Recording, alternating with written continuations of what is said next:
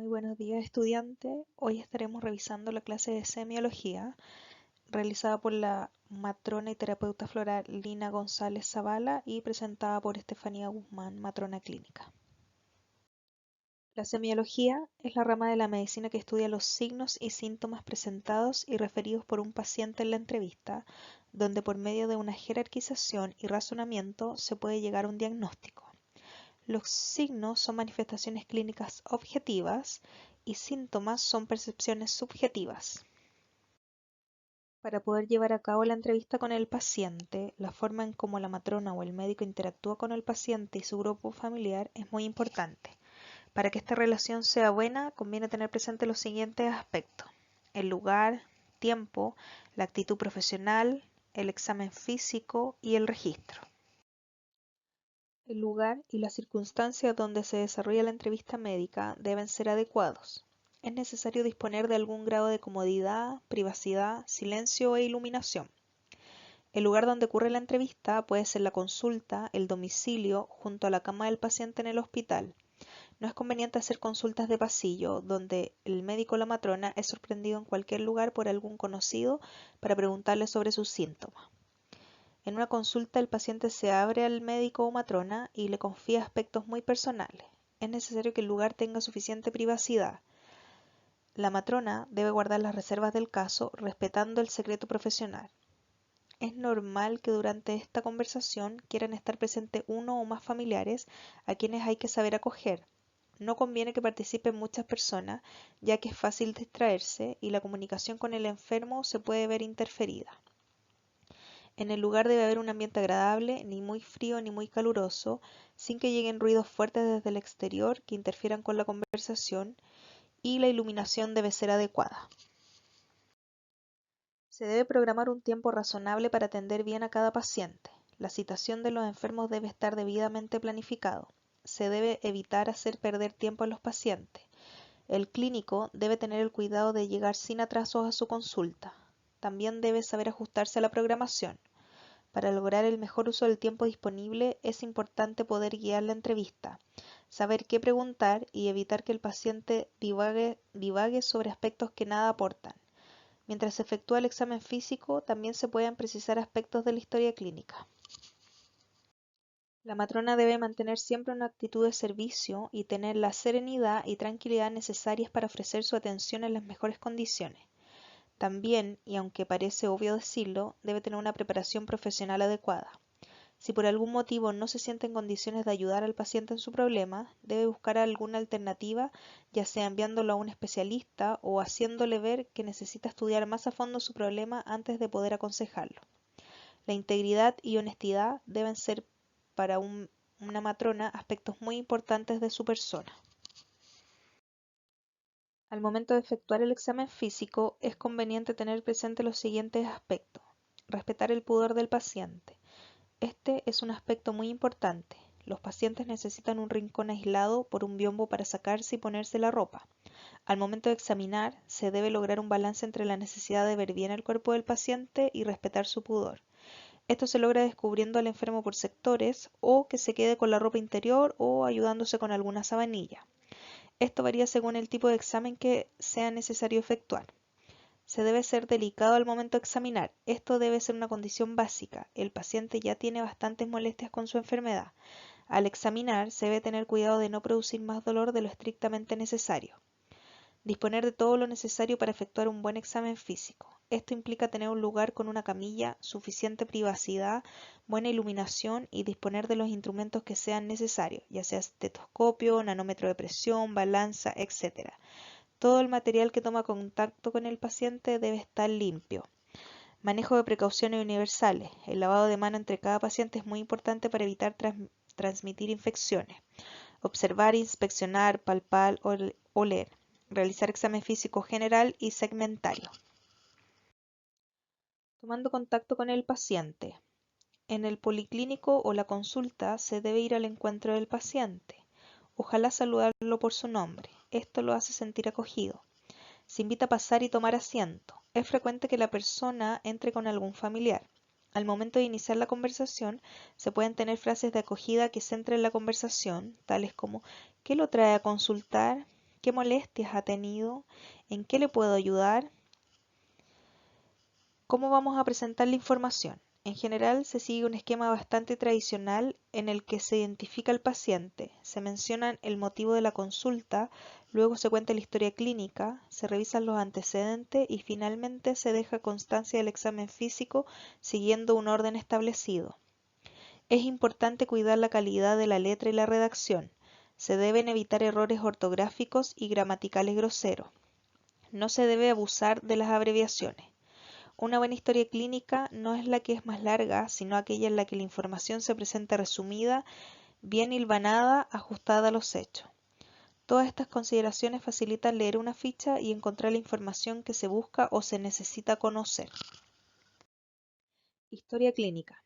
La conversación con el paciente es fundamental para conocer qué le sucede.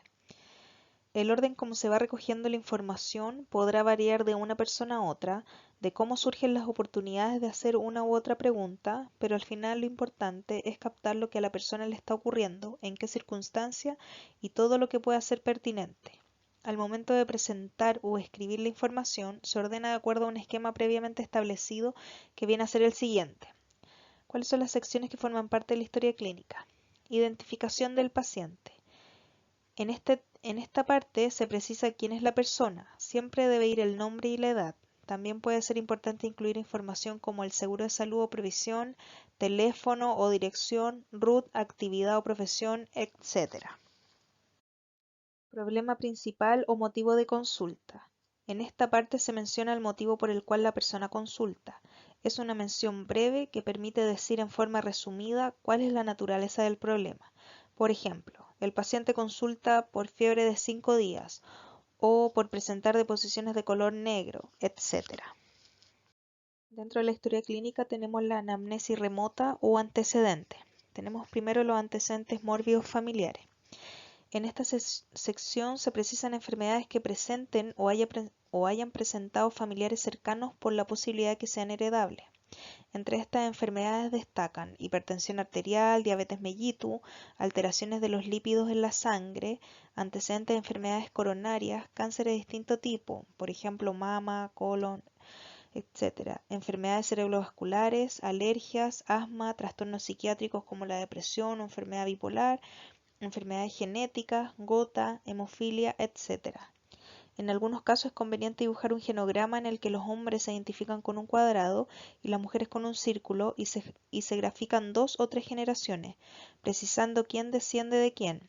Se identifica al paciente con una flecha y se usa alguna otra marca para identificar otras personas afectadas por la enfermedad. En cuanto a los antecedentes mórbidos del paciente, incluye enfermedades, operaciones y traumatismos que el paciente ha tenido a lo largo de su vida. Se indican aquellas patologías más importantes. Si en la anamnesis se mencionó alguna enfermedad que tenía el paciente, en esta sección se entregan más detalles.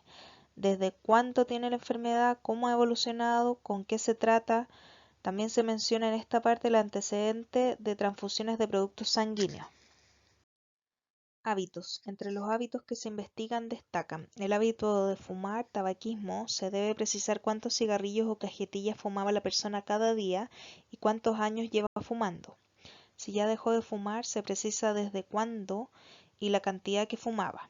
Ingesta de bebidas alcohólicas. Una forma de evaluar este tipo de ingesta es mediante una estimación de la cantidad de alcohol ingerida.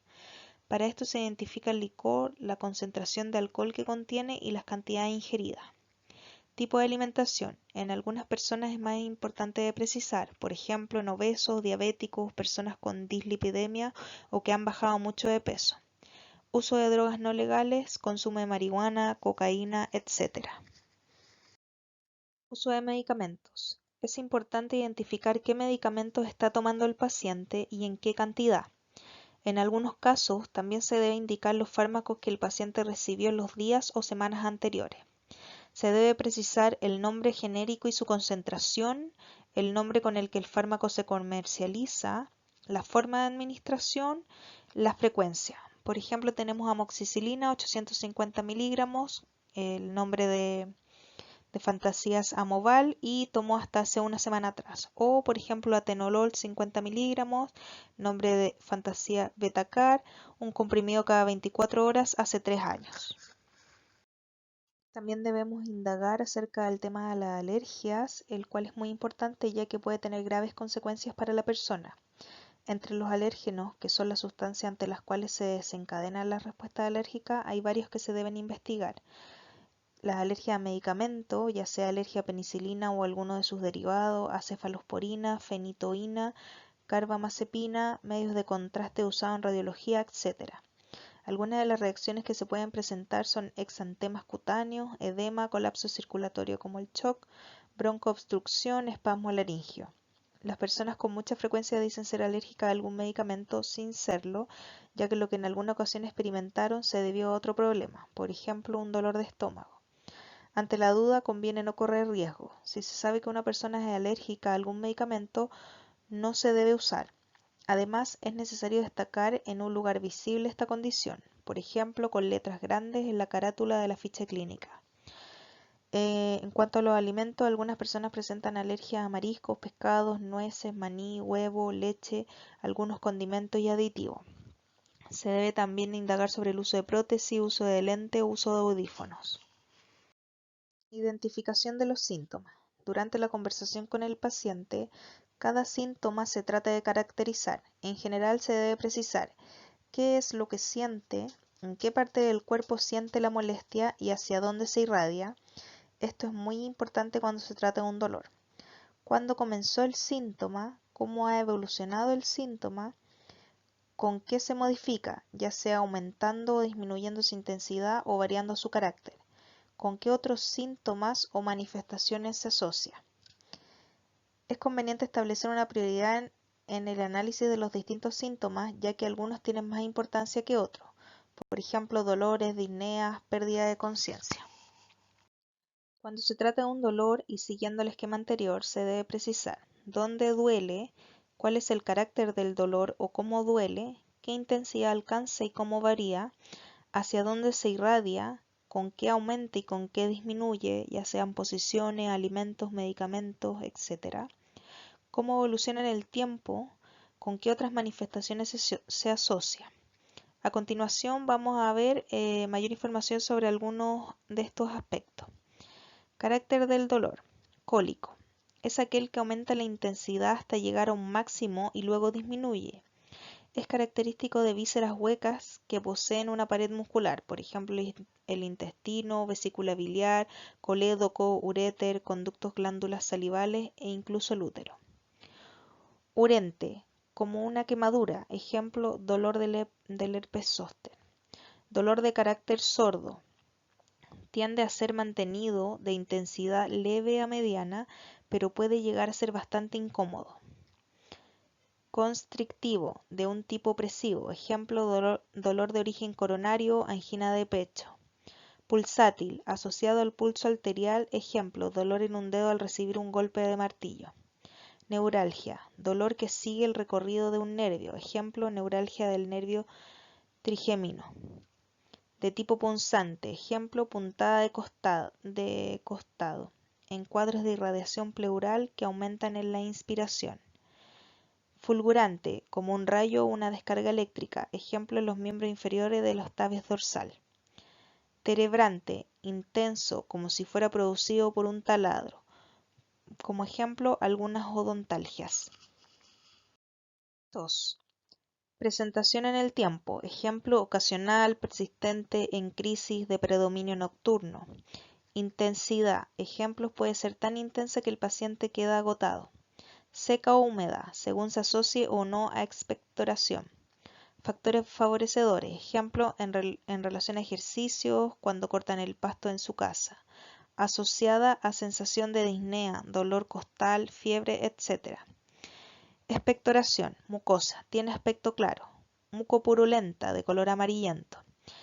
Expectoración hemoptoica, es una expectoración que contiene sangre. Hemoptisis, es la eliminación de sangre fresca aireada junto a accesos de tos y que proviene del árbol bronquial. Broncorrea, eliminación de gran cantidad de expectoración en las 24 horas sobre media taza. Se observa en pacientes con bronquiectasias infectadas. Vómica. Es la eliminación de una sola vez de una gran cantidad de líquido debido al vaciamiento de una colección pulmonar o subdiafragmática, ejemplo, al vaciarse un quiste hidiatídico. Nariz. Descargas por la nariz. Rinorrea. Es la salida de secreciones por la nariz. Puede ser acuosa, como por ejemplo en el resfrío, o mucopurulenta, ejemplo en una sinusitis o sanguinolenta. Epistaxis es un sangramiento por la nariz. Descarga posterior es un término usado en pacientes que sienten que están constantemente tragando secreciones, ejemplo en una sinusitis. Síntomas relacionados con el sistema digestivo. Odinofagia es el dolor de garganta al tragar. Disfagia es una dificultad para tragar o para que los alimentos bajen por el esófago.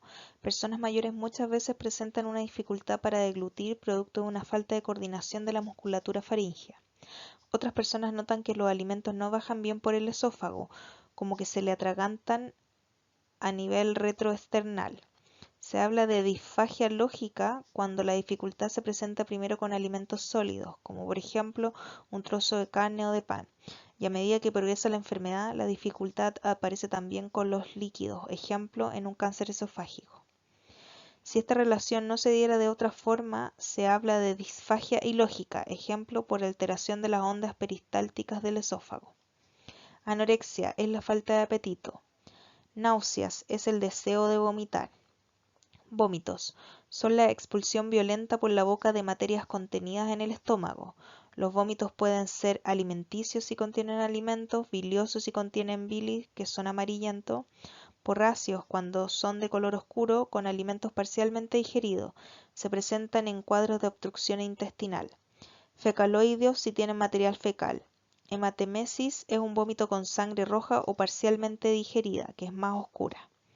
La sangre proviene de las partes altas del tracto digestivo, ya sea el duodeno, estómago, esófago, y a veces es porque el paciente ha estado tragando sangre proveniente de un sangramiento más alto, por ejemplo una epistaxis posterior.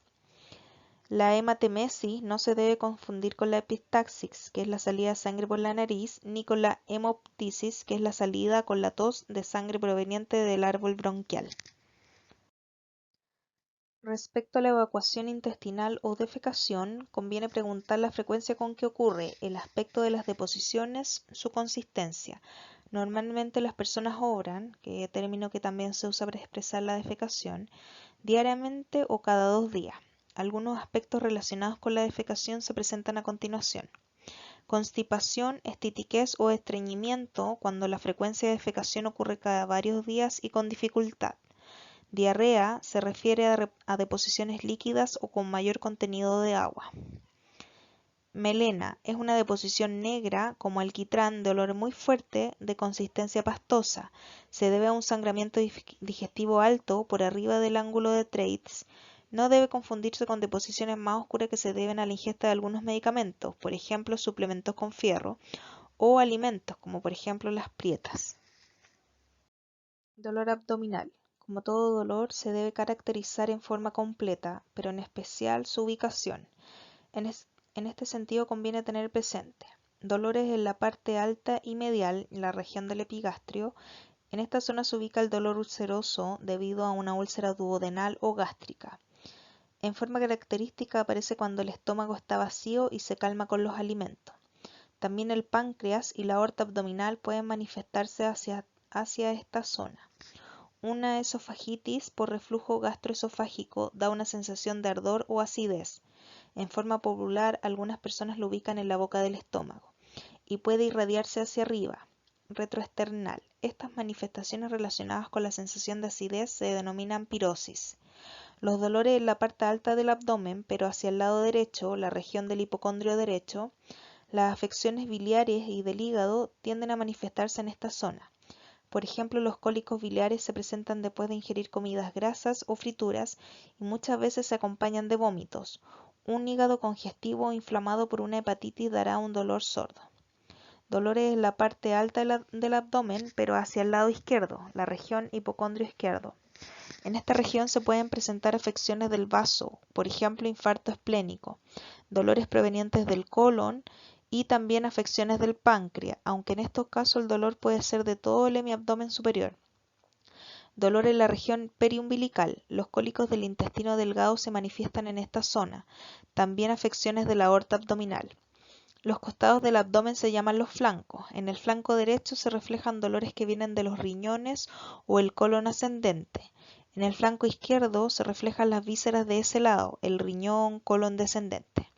Por debajo del ombligo, en la zona media, está el hipogastrio, en donde se reflejan los cólicos del intestino grueso. En realidad puede doler todo el hemiabdomen inferior. La vejiga, por ejemplo, es una cistitis. En el útero, por ejemplo, durante menstruaciones dolorosas. Hacia los lados del hipogastrio están las regiones inguinales. A derecha se ubica el apéndice, ovario, trompa de falopio y la llegada a la vejiga del uréter derecho. A izquierda se ubican afecciones del colon sigmoides, por ejemplo diverticulitis, ovario, trompa de falopio y la llegada a la vejiga del uréter izquierdo. Hacia las regiones lumbares, ubicadas en la parte posterior del abdomen, a cada lado, a nivel de la cintura, se reflejan dolores provenientes de los riñones. De esta forma, en un cólico renal es frecuente que el paciente se queje de dolor que parte en una de las regiones lumbares y se irradia hacia el flanco del mismo lado, en dirección de los genitales externos. Esto frecuentemente se acompaña de gran inquietud y muchas veces de vómito. Esta delimitación de los dolores en relación a las vísceras comprometidas debe ser considerada como una orientación, ya que frecuentemente existe sobreposición. Por ejemplo, el colon puede doler en distintos sitios del abdomen. Síntomas relacionados con el sistema nefrourológico. Disuria de esfuerzo es una dificultad para orinar. Por ejemplo, ocurre en personas con crecimiento de la próstata a quienes les cuesta comenzar la micción y el chorro de orina es delgado, con menos potencia. La disuria dolorosa consiste en sentir dolor al orinar, tal como ocurre en pacientes con cistitis. Poliaquiuria es orinar en forma frecuente, más seguido de lo que es habitual. Cambio en el volumen de orina en 24 horas. Poliuria es orinar gran cantidad en las 24 horas, sobre 2.500 ml. Oliguria es orinar menos de 400 ml en 24 horas. Anuria es orinar menos de 100 ml en 24 horas o no orinar. Se debe diferenciar del paciente que no orina por una retención urinaria debido a una uropatía obstructiva, como podría ser en el caso de un cáncer de próstata que obstruye a nivel de la uretra. Nicturia es orinar más de la cantidad en la noche que en el día. Por ejemplo, un paciente con insuficiencia cardíaca que en la noche orina más por reabsorción de edemas acumulados en el día. Cólico renal es un dolor con las características de un cólico que aumenta, llega a un máximo y luego disminuye, que tiende a ubicarse en una de las fosas renales y se irradia hacia la región de los genitales externos. Habitualmente es de gran intensidad, produce mucha inquietud en el paciente, no encuentra una posición que lo alivie y con frecuencia se acompaña de náuseas y vómitos. Algunos cambios en el aspecto de la orina. Hematuria es una orina con sangre. Puede ser una hematuria macroscópica si se ve a simple vista o microscópica si solo se detecta a nivel de laboratorio.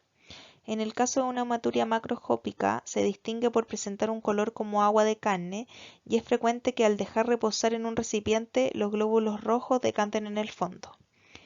Coluria es una orina impregnada con pigmentos biliares. Se caracteriza porque al agitarla en el recipiente que la contiene, se forma una espuma de color amarillo. Esto no ocurre en orinas oscuras por otras causas que presentan una espuma color blanco.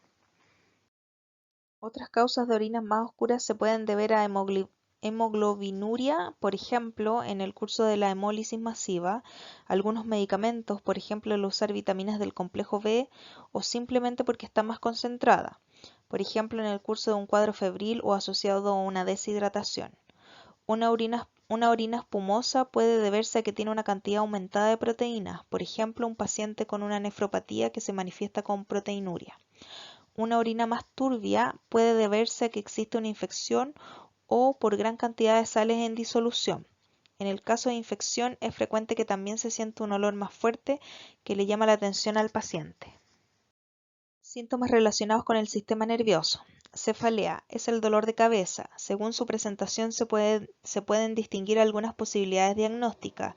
Jaquecas. El dolor tiende a presentarse como una hemicrania, o sea, duele la mitad de la cabeza, muchas veces englobando el ojo. Es frecuente la presencia de náuseas y vómitos. Es más frecuente en mujeres y evoluciona con crisis de dolor que se van repitiendo en el tiempo. Cefalea tensional. El dolor es más frecuente en la región occipital o en las regiones frontoparietales, como un cintillo.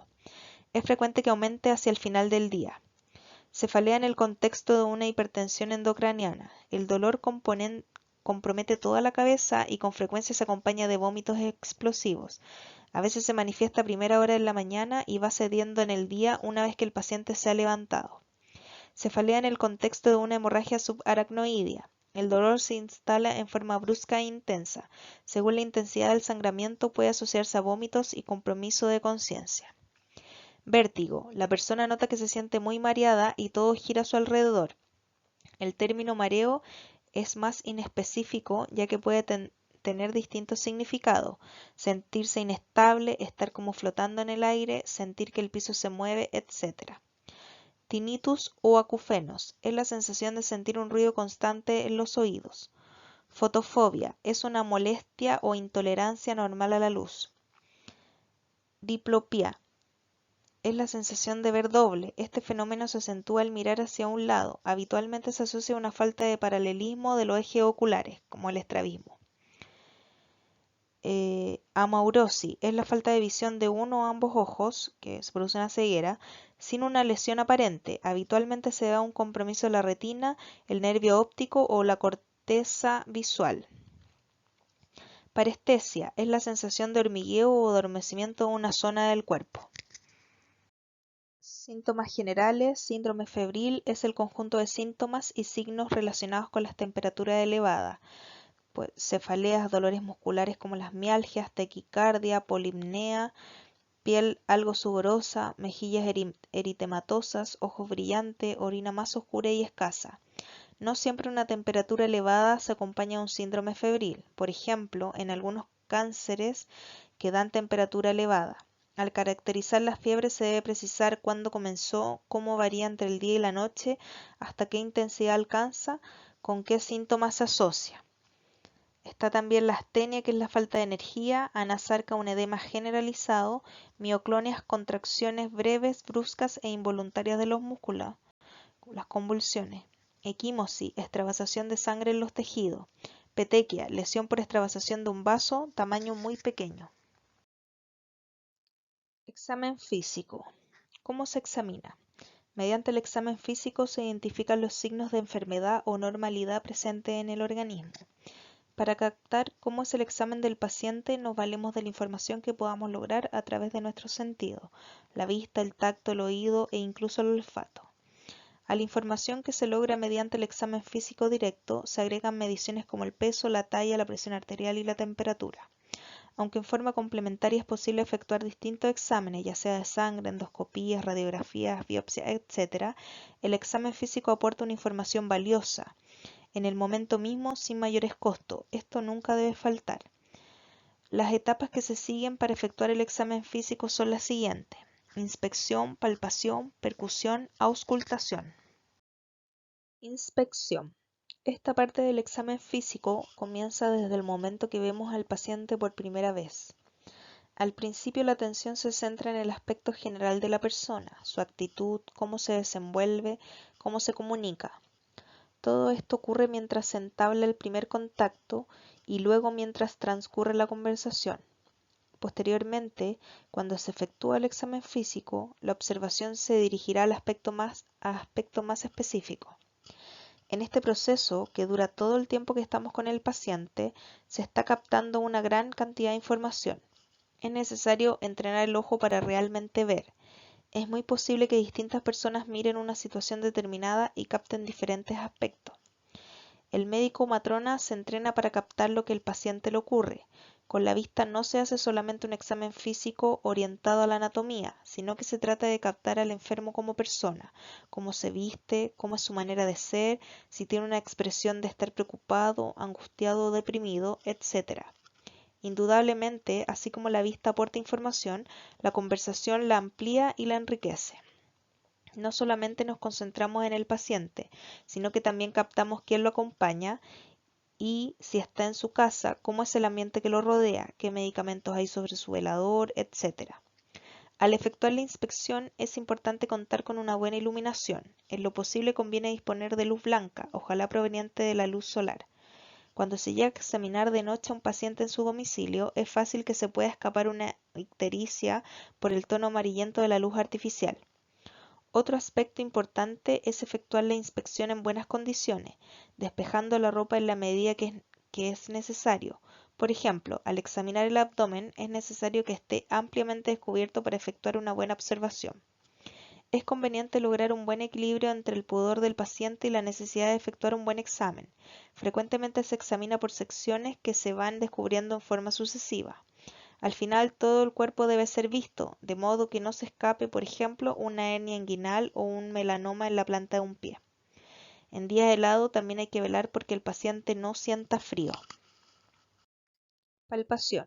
Usando nuestras manos, haciendo con nuestros dedos, palpando con delicadeza, tenemos la posibilidad de captar una gran cantidad de información. La suavidad de la piel, su humedad, untuosidad, la temperatura, la blanda o dura que puede hacer una superficie, si se desencadena dolor con la presión que ejercen nuestros dedos, si se palpa algo que se pueda delimitar. Hay una estrecha relación entre el uso que le damos a las manos y lo que nos entrega la visita. Miramos algo, lo tocamos y así vamos extrayendo información. Casi se confunde lo que obtenemos palpando con lo que se capta al mirar. Son actos que se efectúan frecuentemente en forma conjunta. Respecto a la forma de palpar, puede variar según de qué se trate. Para la temperatura se podría usar el dorso o la palma de la mano. Para delimitar una masa se usarán los dedos. Para captar vibraciones podría convenir usar la palma o el borde cubital de las manos, etc. La forma de palpar tiene algo de técnica y de arte. No es necesario ser tosco, tampoco desencadenar dolor en forma innecesaria. Al asir una masa entre los dedos podremos definir su tamaño, su dureza, si sus bordes están bien delimitados, si se desplaza sobre los planos profundos, si con la presión se produce dolor, si es una masa única o resulta de la confluencia y fusionamiento de varias masas. Además, al combinar la palpación con la inspección, se puede apreciar si la piel está enrojecida o con un aspecto de cáscara de naranja, si existen trayectos fistulosos, si la vasculatura está aumentada, etc. El paciente, cuando está acostado habitualmente, se examina por su lado derecho porque la mayor parte de las personas son diestras y así pueden usar su mano derecha. También tiene ventajas para examinar la punta del corazón y el vaso. De todas maneras es conveniente lograr destrezas para examinar por cualquiera de los dos lados. A través de las manos se pueden transmitir infecciones de un paciente a otro. Debido a esto, es muy importante lavarse las manos después de examinar a cada enfermo y por lo tanto antes de examinar al siguiente. En los hospitales existen gérmenes de alta virulencia y resistentes a múltiples antibióticos. En estos lugares se debe respetar estrictamente las medidas que están dirigidas a prevenir la transmisión de infecciones, lavado de manos, uso de guantes, delantal, mascarilla, etc. La medida más importante es el lavado de manos. Percusión. Percutir es dar golpes. Estos a su vez producen sonidos que son audibles y vibraciones que son palpables. Los sonidos pueden ser de distinta intensidad, frecuencia, duración y timbre. La frecuencia o tono se refiere al número de vibraciones por segundo y determina si un sonido es más agudo o es más grave. El timbre es lo que permite diferenciar la procedencia de un sonido. Depende de varios aspectos, como la combinación de la frecuencia o la caja de resonancia. Gracias al timbre se distingue si una nota do procede de un piano o de un violín. Mediante la percusión se distingue si los tejidos por debajo contienen aire o son más sólidos. La penetración que se logra es de unos 5 a 7 centímetros. Estructuras más profundas habitualmente no se logran distinguir. Si el panículo adiposo es grueso, se requerirán golpes más fuertes para distinguir diferencias en la constitución de los tejidos subyacentes. En general, se percute desde las áreas de mayor sonoridad hacia las de menor sonoridad. También es importante comparar sectores homólogos, por ejemplo, un lado del tórax con el otro, y hacerlo con una técnica equivalente. Para comenzar a entrenarse, conviene practicar golpeando con la punta de los dedos distintos objetos vecinos, el escritorio, un muro, un libro, etc. En todo ello se genera un ruido diferente. Los constructores usan este método para distinguir entre muros sólidos y tabique. En las viñas se usa para reconocer el nivel del vino en los toneles. La zona de más arriba que está vacía suena hueca y donde está el vino el ruido es opaco. Auscultación. Mediante la auscultación se escuchan ruidos que se generan en el organismo. Estos pueden ser soplos del corazón o de diversas arterias, ruidos que provienen del intestino y una gama de sonidos que se identifican en la auscultación pulmonar. Tal como la percusión, se puede efectuar en forma directa o indirecta. Auscultación directa consiste en aplicar la oreja sobre el cuerpo del paciente en la región que se quiere examinar. Rinde fundamentalmente en la espalda para escuchar ruidos pulmonares. Aplicar la oreja sobre otras zonas puede resultar más complicado. Auscultación indirecta se efectúa mediante el uso de un estetoscopio. Gracias a este instrumento es posible tomar alguna distancia del paciente y resulta más cómodo y eficiente. Vamos a evaluar también en el examen físico la posición, marcha, facie y expresión fisonómica, conciencia y estado psíquico, estado anímico, estado nutritivo, piel y fanéreos. Posición. Posición y decúbito. La posición se refiere a la postura que la persona adopta estando de pie o acostada. Decúbito dice relación con la posición acostada. Normalmente cuando la persona está de pie tiene una postura erecta activa que puede cambiar a voluntad. En algunas enfermedades la posición o postura puede tener características especiales. Los decúbitos normales de una persona que puede moverse sin limitaciones son decúbito dorsal o supino activo si está de espalda, decúbito ventral o prono si está boca abajo sobre el vientre, decúbito lateral activo si está sobre un costado.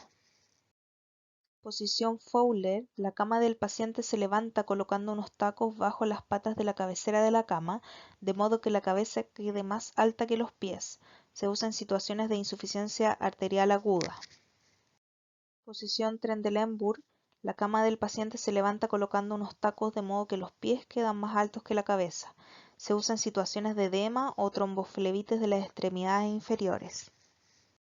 Posición ginecológica. La paciente es colocada en un decúbito dorsal con sus piernas flectadas y separadas. Facilita el examen ginecológico. En cuanto a las facies y expresión fisonómica, se refiere al aspecto o expresión de la cara. A medida que transcurre la entrevista médica, es posible captar si el paciente está sereno, angustiado, depresivo, etc. La expresión de su cara lo delata en una serie de aspectos. La facie de un paciente puede presentar rasgos característicos que orientan a una determinada enfermedad. Algunos ejemplos son la facie acromegalia, que se caracteriza por la prominencia de la mandíbula, protrusión del hueso frontal, rasgos toscos por crecimiento de huesos y tejidos blandos, lengua grande, una macroglosia. Se encuentra en tumores hipofisiarios productores de hormona del crecimiento. Facie hipertiroidea. Se caracteriza por una mirada expresiva que está determinada por una ligera retracción del párpado superior. En algunos pacientes existe un exoftalmo, protrusión de los glóbulos oculares. La piel se aprecia fina y húmeda. Se asocia a un exceso de hormona tiroidea. Al solicitar al paciente que siga con la mirada del dedo del examinador desde arriba hacia abajo, se hace más notoria la esclera del ojo entre el borde superior del iris y el borde del párpado superior. Este es un signo de Graefe. Facie hipotiroidea. Destaca la poca expresividad del rostro, asociado a rasgos abotagados, viene de hinchazón. Aspecto pálido amarillento, piel áspera y pastosa, pelo escaso, edema periorbitario y macroglosia. Con alguna frecuencia se pierden las cejas a los lados externos. Se asocia a cuadros en los que existe un déficit de hormona tiroidea. Conciencia de estado psíquico. Examen mental. En esta sección es necesario efectuar un examen mental mediante el cual se obtiene información respecto al grado de alerta, el juicio, la inteligencia, la memoria, el estado de ánimo. Estos son aspectos que forman parte de una evaluación del estado mental de una persona y es necesario saber identificarlos y analizarlos. Habitualmente, mientras transcurre la conversación con el paciente, se captan distintos aspectos: la forma como se viste, cómo se desenvuelve, cómo conversa, cómo analiza la situación, el tipo de preguntas que hace, etc. Esto mismo permite también formarse una idea del nivel de conciencia, la inteligencia, el estado anímico, su educación, etc. Esta evaluación debe estar de acuerdo al nivel cultural de la persona. Si su instrucción es muy básica, no se podrán solicitar operaciones complejas del tipo matemático o que requieran conocimientos que nunca adquirió. Entre los aspectos que se analizan en la evaluación del estado mental destacan el nivel de conciencia. Este parámetro se refiere al compromiso cuantitativo de conciencia o nivel de alerta y la capacidad de ubicarse y orientarse. Compromiso cuantitativo de conciencia. Se evalúa el grado de lucidez o el compromiso cuantitativo de conciencia, especialmente en lo referente a la dificultad para despertar y dar respuesta ante estímulos externos. La diferencia de los distintos niveles se va determinando según el tipo de estímulo que es necesario aplicar y la calidad de las respuestas que se obtienen. Los estímulos van desde hablarle a la persona con voz normal o más fuerte, producir un ruido, tocarlo o remecerlo hasta estímulos capaces de producir un dolor, pero sin dañarlo. Estos últimos pueden ser un pellizco en la región infraclavicular, presionar con los nudillos sobre el esternón, presionar un lecho unguial o aplicar presión sobre uno de los procesos mastoideo. De acuerdo a los resultados obtenidos se pueden determinar los niveles de compromiso conciencia. Lucidez, estado de plena alerta, corresponde a la persona normal que es capaz de mantener una conversación y dar respuesta atingente a las preguntas que se le formulan. Somnolencia, el paciente impresiona durmiendo, pero al llamarlo por su nombre o hablarle en voz más fuerte abre los ojos, mira al examinador, responde preguntas y luego nuevamente sigue durmiendo. Obnubilación, ya es necesario tocar o agitar al paciente como tratando de despertarlo. Ante esto, abre los ojos, mira al examinador, pero responde lentamente y está algo desorientado o confuso. No muestra interés en el medio ambiente. Supor, es una etapa más avanzada de compromiso cuantitativo de conciencia. Para obtener respuesta es necesario aplicar estímulos dolorosos. Las respuestas verbales son lentas o incluso ausentes. No tiene conciencia de sí mismo ni del ambiente. Coma, es el nivel más avanzado de compromiso cuantitativo conciencia. En esta etapa no es posible obtener respuestas ni siquiera aplicando estímulos dolorosos. Algunas reacciones que se pueden presentar son en realidad reflejos, por ejemplo reacciones de descerebración.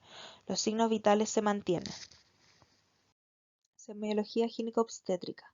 Para la consulta ginecológica apropiada es necesario realizar una completa anamnesis orientada al motivo de consulta, con una buena descripción de los síntomas y recopilando los antecedentes de la paciente. Es esencial dominar una buena técnica del examen físico general y ginecológico para así encontrar signos que nos ayuden a confirmar o descartar nuestra sospecha diagnóstica. Es fundamental transmitir confianza y respeto a la paciente, no olvidando los aspectos psicológicos implicados en esta área de la medicina. Se debe dominar bien la técnica de la anamnesis para poder realizar un buen examen general y ginecológico u obstétrico. Tenemos acá relacionadas las menstruaciones, la paridad, gestaciones, actividad sexual y cirugía. En cuanto a la menstruación, tenemos las relacionadas con la cantidad, hipermenorrea o menorragia, menstruaciones abundantes que conservan la ciclicidad, tiene una diferencia de más o menos 2 días. Hipomenorrea, menstruación escasa que mantiene su ciclicidad, es lo opuesto a hipermenorrea. Relacionados con la frecuencia, la polimenorrea, intervalos muy cortos de menos de 21 días, oligomenorrea, intervalos más largos de lo normal, desde 35 a 90 días entre menstruaciones, y amenorrea sin menstruación durante más de 90 días o más de la duración habitual de 3 ciclos menstruales. Puede ser primaria si nunca ha menstruado o secundaria si en algún momento tuvo menstruaciones. Dismenorrea, dolor asociado a la menstruación, puede ser de intensidad leve, moderada o severa. Sinusorragia, sangrado durante o posterior a las relaciones sexuales. Spotting, que es un goteo intermenstrual. Y metrorragia, sangrado irregular, anormal y sin ningún patrón reconocible. Puede o no ser abundante. En cuanto a la paridad, primípara es cuando tiene su primer parto, multípara ha tenido más de un parto y nulípara ningún parto. Las gestaciones o gestas, número de embarazos cursados por la mujer. Una mujer puede ser nuligesta, primigesta o multigesta, independiente si estos embarazos llegaron a término o no. Nuligesta no ha tenido ningún embarazo, primigesta está en su primer embarazo y multigesta más de un embarazo sin partos o aborto habitual. En cuanto a la actividad sexual, tenemos dispareunia, que es el dolor durante la actividad sexual, sinusorragia, el sangrado durante o posterior a la actividad sexual, vaginismo, espasmo involuntario de la vagina durante la relación sexual, frigidez, imposibilidad de tener orgasmo, baja de libido, o ausencia del interés sexual. En cuanto a las cirugías, tenemos la salpingectomía, que es la remoción de una trompa, puede ser parcial o total. Salpingostomía, incisión lineal sobre una trompa con el fin de remover un embarazo tubario o algún cuerpo extraño. Y salpingoligadura, la ligadura de trompas. Oophorectomía, la extracción quirúrgica de uno o ambos ovarios. Histerectomía es la extracción quirúrgica del útero.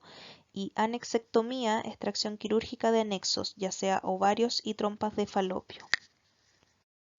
Conización: se extirpa una zona del cuello del útero con forma de cono, utilizado en pacientes con patología cervical, lesiones precancerosas o incluso cáncer en estados muy iniciales. En cuanto a la miomectomía, se extirpa el o los miomas. Este procedimiento deja una cicatriz uterina, puede ser por laparotomía o laparoscopía. Y la plastía es la corrección del piso pélvico en prolapso. También se denominan colpurrafia, ejemplo anterior si es la vejiga o posterior si es el recto. Y por último, la histerosalpingografía, que es la observación laparoscópica del útero y trompas para asegurar la permeabilidad. Muchas gracias.